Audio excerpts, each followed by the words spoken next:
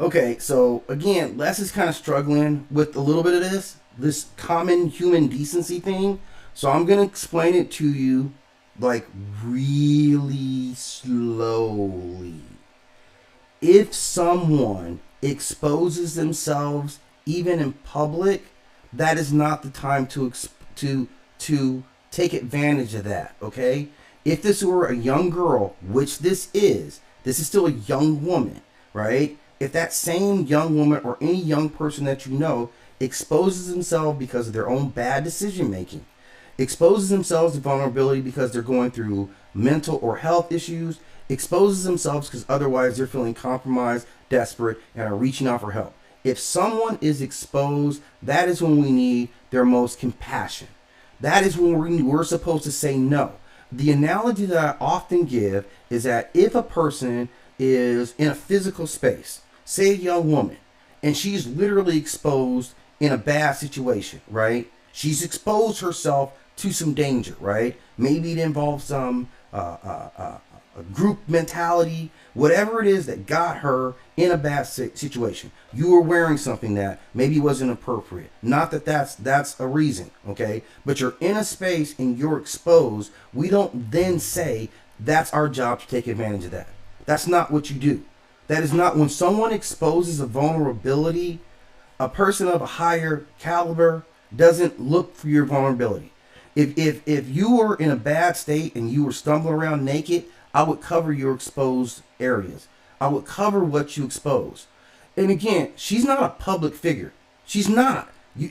Like, who's a public person? We're all on the internet. So now everybody's public. If being on the internet now makes you a public figure, then we're all public figures. We're all prone to taking a phone cam and going on Instagram. We're all prone to do a video for TikTok and dance. We're all prone to doing a video at work to promote our new department. We're all on the internet. That does not make us public figures. Public figures are people who run for office and accept a different standard. And they have protection. That's why people who actually are public figures actually have protection. If you're running around and you don't have protection, you're not a public figure. That's not the same thing. It's not even close. And now all you're doing is trying to make out justifications to make it feel good to attack someone. And that's not, that what I'm saying is that's the wrong thing. I am saying that, yeah, people expose themselves on the internet. I understand how the internet works. I understand how the internet works. You're just choosing to be a bad person because someone chose to expose themselves. And you sound like the kind of person that if you're driving down the street and their neighbor happened to leave their window open, you're going to look. I wouldn't look at my neighbor who happened to leave their window open and maybe left themselves in a compromising position. I would try to tell them. If you see somebody and your pants are down or your top's unbuttoned, that's a great example. If you see a young lady and her top is opened in a public space, that doesn't mean stare at her. It doesn't mean that. It means you say, hey, your top might popped open there. I saw a little something. Right? That's what you do. Okay? So the big takeaways that you need to get out of this is being on the internet does not make you a public figure. Because at that point, we're all public figures. Okay? That's the truth. You're a public figure right now. Okay? You're on the internet. You're expressing yourself. So that means if anyone could take any bit of information they got from this, they could then say, well, I could attack him because he's on the internet. Right? And while you're free, we're all free to be judged by your actions by people who are worthy. That's the first part of I say. None of you guys are worthy of judging anybody. I'm not. And see, here's the thing. I haven't said a thing about defending Amberlynn. I never said that. I attack the entire ecosystem. I attack the whole structure that says let's make some money off of somebody else's misery. So let's actually talk about what I'm talking. I have not put out one defense of anything Amberlynn has done. In fact, I think this is kind of only like the third or fourth time I've even mentioned her name. So that's kind of the funny thing.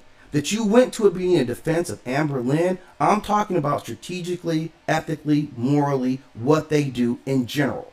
All of them. I'm not singling out any one. I'm saying all of them. So stop defending what you know is bad behavior.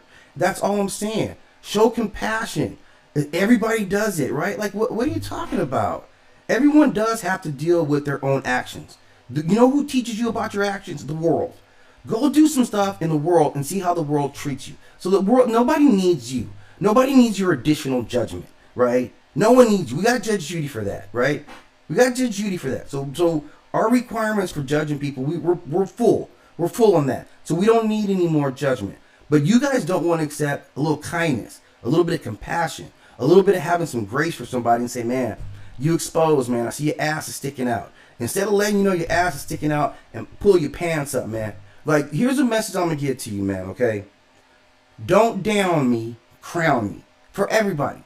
Don't ever put nobody down. Instead, choose to lift that person up. With the same energy that you got right here, you could have gone out and done some uplifting things for somebody else, right?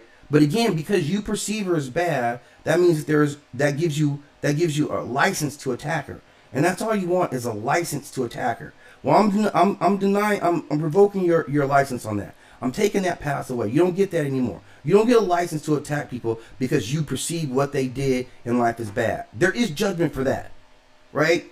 There is judgment for everything you're talking about. There's a judgment for that. And it ain't you. And it's never been you.